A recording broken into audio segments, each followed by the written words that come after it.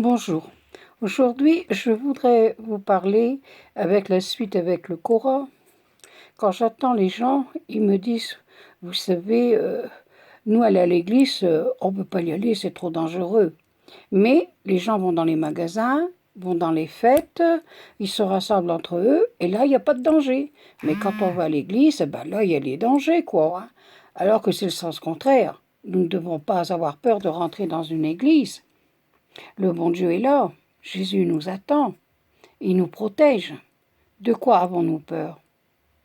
Parce qu'aujourd'hui, quand vous parlez aux gens, leur moment de leur vie qu'ils ont mené, parce que aussi, il y a beaucoup de personnes qui ne comprennent pas qu'est-ce que c'est le mariage catholique et le mariage civil. Bon, le mariage civil, ce n'est qu'un papier vis-à-vis des hommes de la terre, et puis pour la pension. Mais le mariage catholique, il ne faut pas oublier que ça doit se préparer, parce que quand on est marié devant Dieu, c'est jusqu'à la mort. Il ne faut pas non plus l'oublier, c'est un sacrement. Et ce sacrement est très important. Alors, on m'a encore fait la réflexion la semaine dernière.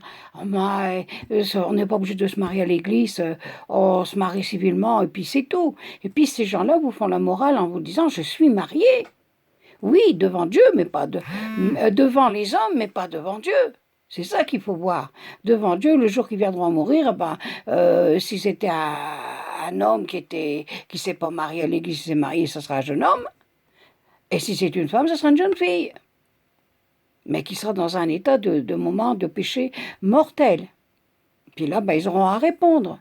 Alors quand vous parlez aussi des gens au moment de la mort, tout ça, les gens, aujourd'hui, oui, t'es malade et tout, ouais, mais qu'est-ce qu'on a besoin d'avoir un sacrement?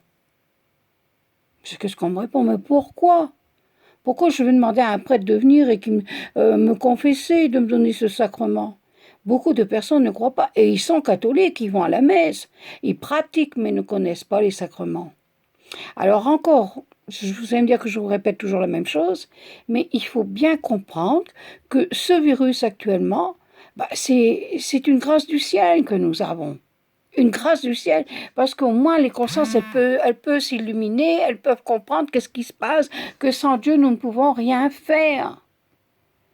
Hein? Parce que vous voyez, c'est une pandémie qui s'étend sur le monde entier. Et les gens ne repartent pas pour ça vers Dieu. Ils continuent leur vie. Et on continue, aussi bien dans les orgies, dans les boissons, dans tout. Mais alors changez de vie, essayez de revenir sur les commandements de Dieu. Réfléchissez. Parce que vous voyez, avec ce virus, il y a des personnes très jeunes qui décèdent, il n'y a pas que des personnes âgées.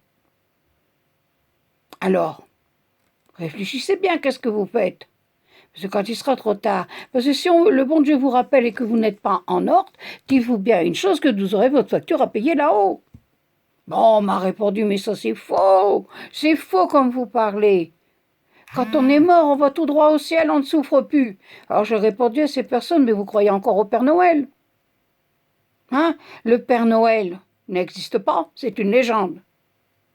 Alors dites-vous bien, quand vous irez, si vous êtes allé au purgatoire, si vous en avez pour 1000 ans de purgatoire, je vais fort, mais pour comprendre, que vous, pendant 1000 ans, vous brûlez et que c'est pas l'heure comme sur cette terre, là vous comprendrez, mais il sera trop tard si vous avez personne qui prie pour vous.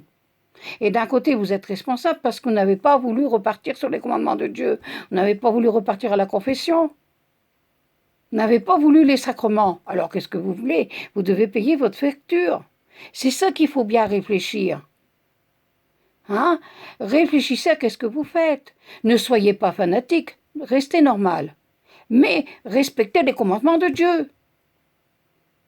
En premier, c'est Dieu qu'il faut servir. C'est pas les hommes, c'est Dieu en premier.